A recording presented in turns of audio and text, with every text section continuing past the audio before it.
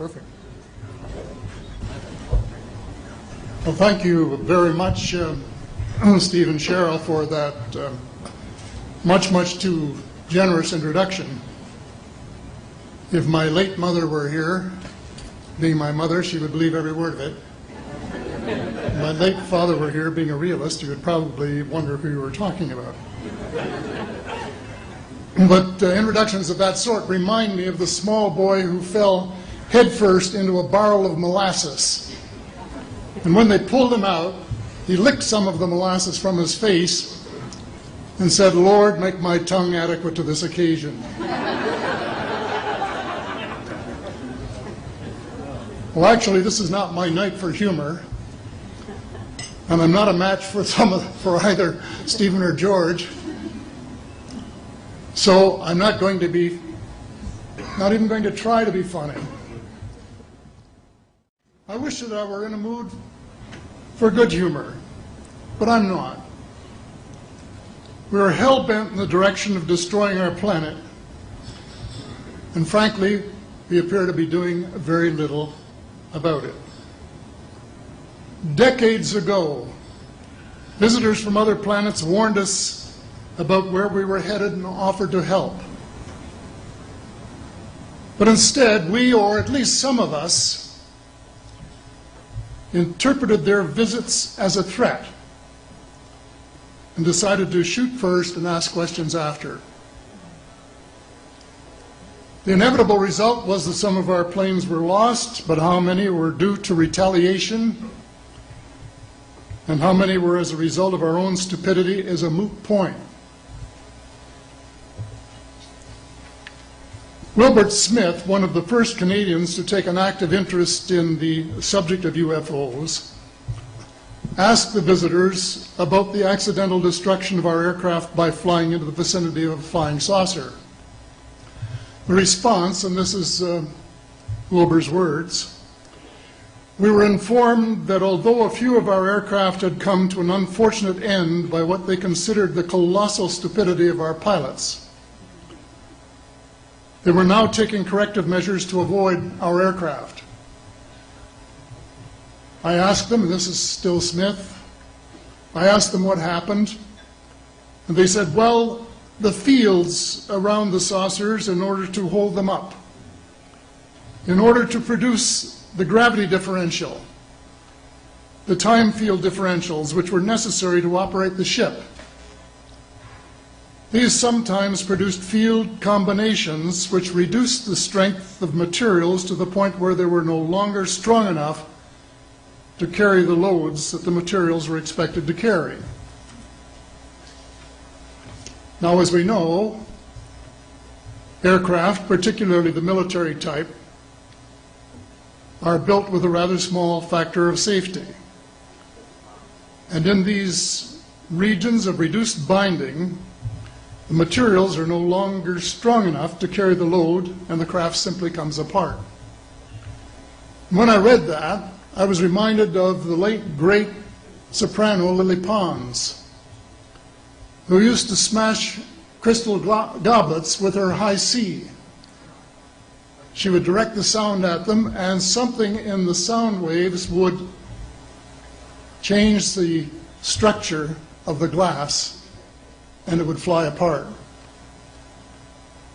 Well, this didn't satisfy our military chiefs, who must have thought that it was more important to secure American nuclear superiority, even though using it would result in the annihilation of us all, than to take the hint and start moving the planet back from the brink of global disaster.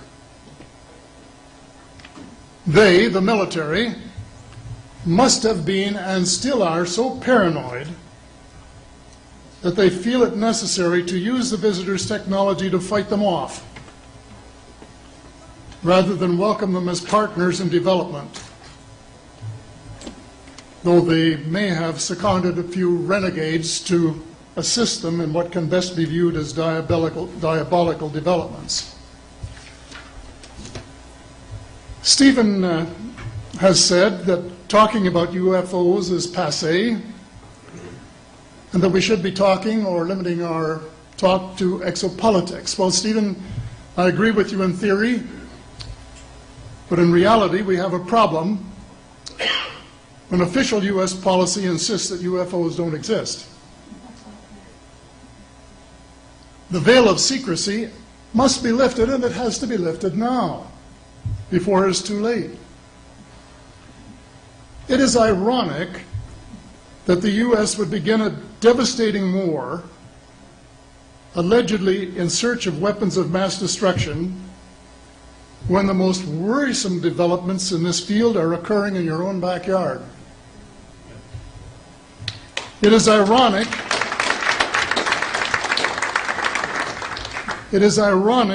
that the U.S. should be fighting monstrously expensive wars in Iraq and Afghanistan, allegedly to bring democracy to those two countries, when it itself can no longer legitimately claim to be called a democracy, when trillions, and I mean thousands of billions of dollars, have been spent on projects about which both the Congress and the Commander-in-Chief have been kept deliberately in the dark.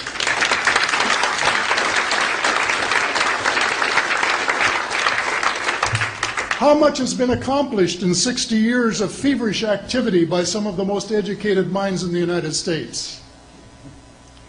Has America developed flying saucers that are visually indistinguishable from the visitors, as alleged? And if so, what do they propose to do with them? Even more critical, what progress has been made in the development of clean energy sources that could conceivably replace fossil fuels and save the planet from becoming a veritable wasteland? Well, who has the answers? Someone does, but apparently they aren't telling either secretaries of defense or presidents because they don't have, quote, a need to know. In a story told by Dr. Stephen Greer, President Clinton was asked a question by White House reporter Sarah McClendon about why he didn't do something about disclosure. And Clinton replied, "Sarah, there's a government inside the government, and I don't control it." Excuse me, doesn't the Commander-in-Chief and the person who allegedly has their finger on the nuclear trigger have a right to know what his subordinates are doing? The people of the United States who have paid the bills have the right to know. The people of the world demand to know because it is our descendants too whose lives are in mortal danger. It is time for the people of the United States to launch a new war against the evil of lies, deceit, and darkness, and go all out to win the victory of truth and transparency and light. Thank you.